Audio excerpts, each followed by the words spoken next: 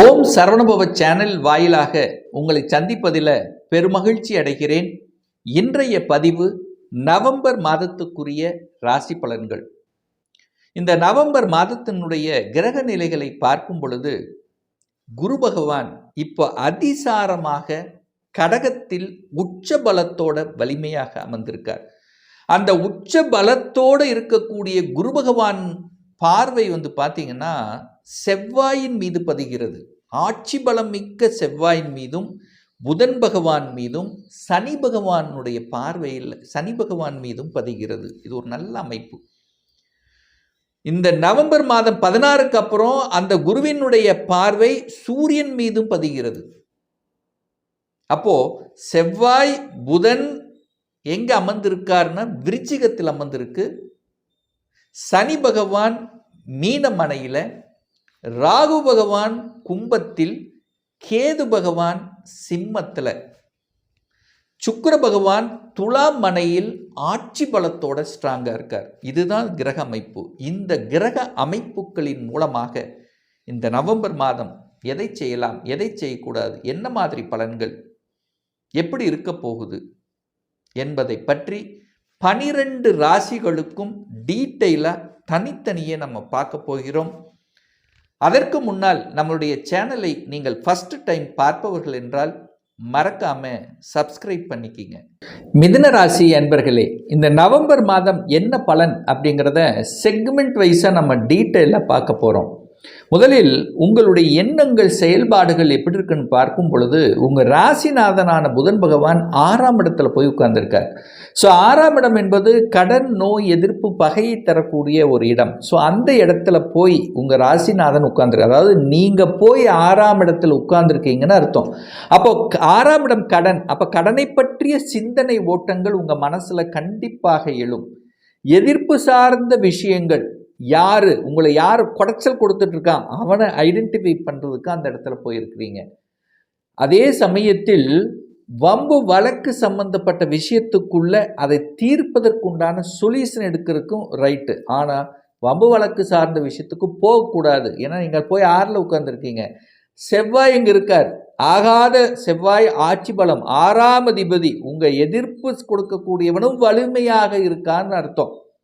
அப்போ செவ்வாய் கோபக்காரனோட சேர்ந்துருக்கு. டக்குன்னு கோபத்தில் எந்த முடிவையும் எடுக்கக்கூடாது, அவசரப்படக்கூடாது. ஏன்னா கோபம், ஆக்ரோஷம் என்பது இயல்பாகவே இந்த மாதம் உங்களுக்கு வரும். ஸோ அதை கொஞ்சம் கண்ட்ரோல் பண்ணணுங்கிறத ஞாபகத்தில் வைத்துக்கொள்ளுங்க. அதாவது நீங்கள் போய் எதிரி ஸ்தானத்தில் உட்கார்ந்துருக்கீங்க அப்படிங்கிறத மனதில் பதிய வைத்து அதுக்கப்புறம் செயல்படுங்கள். சரி, பொருளாதாரம் சார்ந்த விஷயங்கள் எப்படி சார் இருக்கும்? பொருளாதாரம் நல்லா இருக்குமே. ஏன்னா 2ஆம் இடத்தில் குரு பகவான் உட்கார்ந்துருக்கார். தன காரக கிரகமான குரு பகவான் தனஸ்தானத்தில் உட்கார்ந்துருக்கு. குரு இப்போ அதிசாரமாக கடகத்தில் உச்சபலத்தோடு இருக்கார். அப்போ காரக கிரகம் உச்சபலத்தோடு இருக்கும்போது பொருளாதாரத்தில் எந்த பிரச்சனையும் ஏற்படுத்த போவது இல்லை. பொருளாதாரம் நன்றாக இருக்க போகிறது, குடும்பமும் நன்றாக இருக்க போகிறது, உங்கள் வாக்கு நன்றாக இருக்க போகுது. ஆனால் என்ன, கோபம் மட்டும்தான் வரும். அதை மட்டும் குறைச்சிட்டாலே போதும். மிதுனத்துக்கு எந்த தடையும் பொருளாதார சார்ந்த விஷயம், குடும்பம் சார்ந்த விஷயத்தில் ஏற்படுத்த போவது இல்லை. சுகம் சார்ந்த விஷயங்கள், 4ஆம் அதிபதி 6ஆம் இடத்துல இருக்கார். அப்போ ஹெல்த்தை பார்க்கணும். நீங்கள் போய் 6ஆம் இடத்தில் இருக்கீங்க, அப்போ ஹெல்த்தை பார்க்கணும் அப்படிங்கிறத ஞாபகத்தில் வச்சுங்க. 6ங்கிறது நோய் சார்ந்த விஷயம்தான். அப்போது ஏற்கனவே ஹெல்த்தில் சில பிரச்சனைகள் இருக்கிறவங்களாம் அதை தீர்ப்பதற்குண்டான முயற்சிகள், அது சரியாகக்கூடிய அமைப்புகள், இதெல்லாமே நல்லபடியாக இருக்கும். ஆனால் இருந்தாலும் ஏதாவது ஹெல்த்தில் ஏதாவது ஒரு பிரச்சனை இருக்குங்கிற ஒரு ஐயப்பாடுங்கிறது இந்த மாதம் நவம்பர் மாதம் மிதுனத்துக்கு இருக்கும். அப்போ ஒரு மாஸ்டர் செக்அப் பண்ணிருக்கிறது இல்லை ஏதாவது ஒன்று. பட் பெரிய பாதிப்பை ஏற்படுத்தக்கூடிய அமைப்புங்கிறது இல்லை. அதை ஞாபகத்தில் வச்சா ஓகே. பட் என்னன்னா ஹெல்த்தை கேர் எடுக்கணும் அப்படிங்கிறத மனசில் வச்சுட்டாலே போதும். ரைட். 5ஆம் அதிபதி ஆட்சி பலம் பெறுது. அப்போ உங்களுக்கு யோகத்தை தரக்கூடிய சுக்கிரன் வலிமையாக இருக்கிறார் அப்படின்னு அர்த்தம். அப்போ யோகம் உண்டு. சார் 3ஆம் அதிபதி நீச்சம் ஆயிட்டாரு. நீச்சம் அப்படின்னா என்ன? தியானத்தில் இருப்பதை போல வலு குறைகிறது. நீச்சமானாலும் சூரியன் சுக்கிரனோடு இணையும் போது நீச்ச பங்கமாக மாறும். வலுப்பெறுகிறதுன்னு அர்த்தம். அதனால் நீங்கள் முயற்சி ஸ்தானம், தந்தையை பற்றிய கவலைகள் இதெல்லாம் தேவை இல்லை.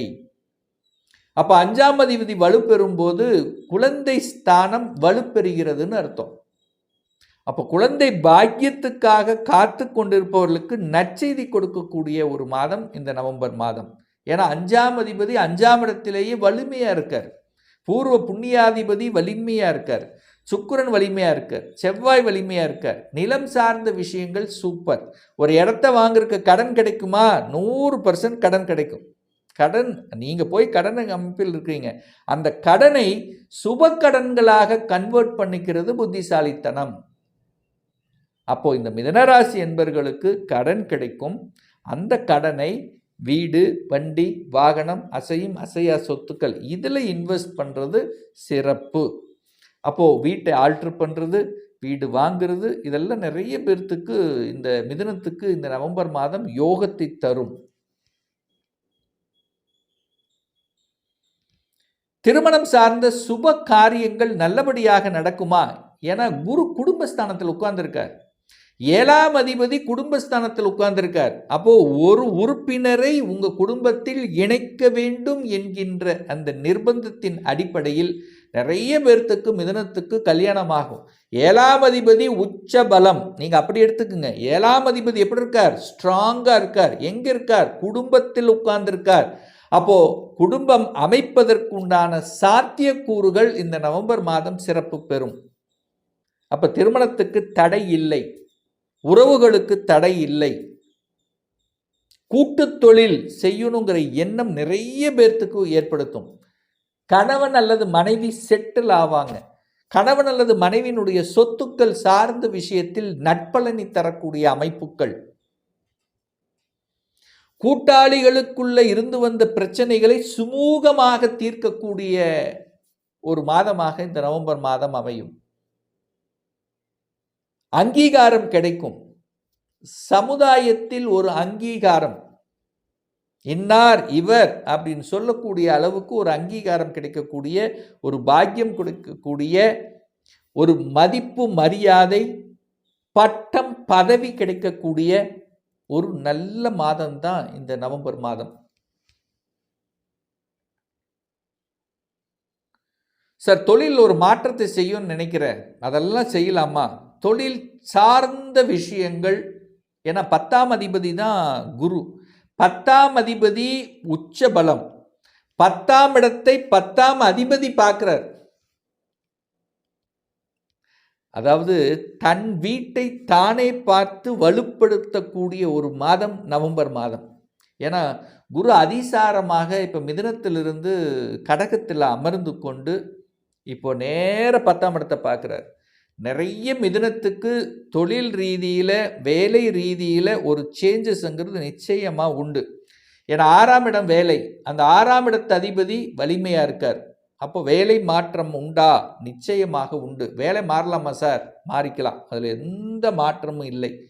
இப்போ மாறினா நமக்கு நல்லதா? மாறிக்கலாம், தாராளமாக மாறிக்கலாம். மாறுவதற்கு எந்த தடையும் இப்போ இல்லை. மிதுனத்துக்கு வேலை மாற்றம், உத்தியோக மாற்றம், ஊர் மாற்றம், இடம் மாற்றம், இந்த மாதிரி எல்லா மாற்றங்களும் சிறப்பு தரக்கூடிய ஒரு வகையில் தான் இந்த நவம்பர் மாதம் அமைய இருக்கிறது மிதுனத்துக்கு.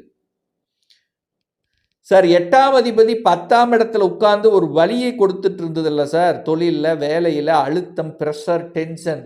இப்போ அது சரி செய்யப்படும். குரு பார்த்துட்டார். 8ஆம் அதிபதி 10ல் அமர்ந்து 10ஆம் இடத்துல ஒரு வலியை கொடுத்து கொண்டிருந்த நிகழ்வுகள் இப்போ அப்படியே தலைகீழாக மாறப்போகுது. குரு பார்த்து அதை அதாவது சுமூகப்படுத்தப்படுகிறது. அந்த வலியை கொடுத்து கொண்டிருந்த விஷயங்கள் எல்லாம் இப்போ அது நல்ல வலி. அப்பா பரவாயில்ல, இப்போ அடுத்த நிலைக்கு போயிட்டேன், இவ்வளவு கஷ்டப்பட்டதுனால தான் இந்த நிலைக்கு அடைஞ்சேன் அப்படிங்கிற மாதிரி ஒரு நல்ல ஒரு உணர்வுகளை கொடுக்கக்கூடிய அமைப்பு. கஷ்டப்பட்டு இருந்ததுனால தான் இப்போ எனக்கு ஒரு ப்ரமோஷன் கிடைச்சது அப்படிங்கிற மாதிரி ஒரு அமைப்புங்கிறது உண்டு. அதே சமயத்தில் வெளிநாட்டு சார்ந்த விஷயங்கள், ஏன்னா 12ஆம் அதிபதி ஆட்சி பலம்.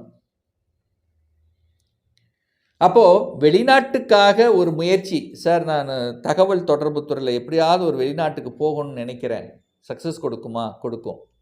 சார், நான் வெளிநாட்டில் படித்து முடிச்சிட்டேன், அங்கே ஒரு எம்எஸ் படிச்சிருக்கிறேன், அல்லது வெளிநாட்டில் படிச்சிருக்கேன், அங்கேயே ஒரு வேலைக்கு போகணும்னு நினைக்கிறேன், தேடிட்டு இருக்கிறேன், இது வரைக்கும் கிடைக்கல, இந்த மாதம் நிச்சயமாக நவம்பர் மாதம் வேலை உண்டு, கன்ஃபார்ம். இதில் மாற்று கருத்து இல்லை. ஏன்னா 10ஆம் அதிபதி உச்ச பலம், 11ஆம் அதிபதியாக இருக்கக்கூடிய செவ்வாய் பகவானும் ஆட்சி பலம், 12ஆம் அதிபதி வெளிநாட்டு தொடர்புடைய கிரகம் என்று சொல்லக்கூடிய சுக்கிரனும் ஆட்சி பலம். அப்ப எப்படி சக்சஸ் கொடுக்காம இருக்கும்? நிச்சயமாக சக்சஸ் கொடுக்கக்கூடிய அமைப்புல தான் உட்கார்ந்துருக்கு. லாபங்கள் உண்டு, மன மகிழ்ச்சி தரக்கூடிய செயல்பாடுகள் உண்டு. உங்களை யாரெல்லாம் தூற்றிக் கொண்டிருந்தாரோ, யாரெல்லாம் உதாசனப்படுத்திக் கொண்டிருந்தாரோ எல்லாம் அப்படியே மாறப்போகுது, தலைகீழா மாறப்போகுது. மிதுனத்துக்கு இந்த நவம்பர் மாதம் நல்ல மாதம், நல்ல மாற்றத்தை கொடுக்கக்கூடிய ஒரு மாதம். நல்ல தெய்வ வழிபாடு இந்த மாதம், நவம்பர் மாதம் தெய்வ வழிபாடு அப்படின்னு எடுத்துக்கொண்டால் புதன்கிழமை தோறும் பெருமாள் சென்று வழிபடுவதும், அல்லது புதன்கிழமை அன்றைக்கு மதுரையில் அமர்ந்திருக்கக்கூடிய மீனாட்சி அம்மனை சென்று வழிபடுவதும் அனைத்து விதத்திலும் உங்களுக்கு மேன்மையும் உயர்வையும் பொருளாதார ஏற்றத்தையும் தன்னம்பிக்கை கொடுக்கக்கூடிய அமைப்பாக நிச்சயமாக இருக்குங்கிறதுல எந்தவித மாற்று கருத்தும் கிடையாது. ஒரு துல்லிய பலன் வேணும்.